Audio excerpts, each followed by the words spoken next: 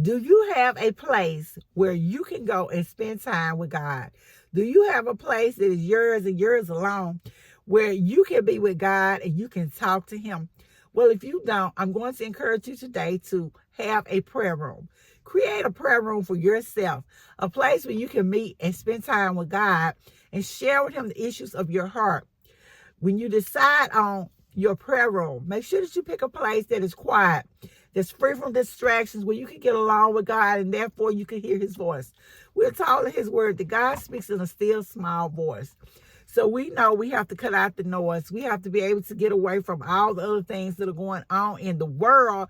And so we can listen to him, so he can guide us and lead us in the way in which we should go. We want to make sure it's a place that is not full of clutter. I'm going to be honest with you. I cannot function. I cannot think when I am in a place full of clutter. And I know it can be hard sometimes trying to work like I do, being parents, and trying to keep places clean like your home, or keep your office clean, or whatever other workspace you have, and then keeping a prayer room decluttered.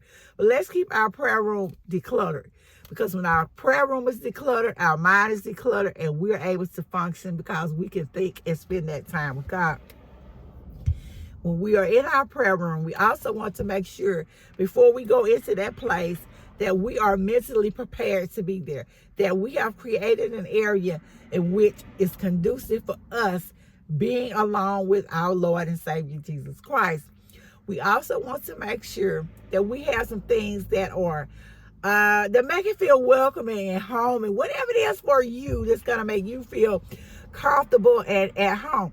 You might want to add some flowers, add some greenery, add whatever it is you need to add to your space so that you can feel comfortable while you're there talking to the Lord.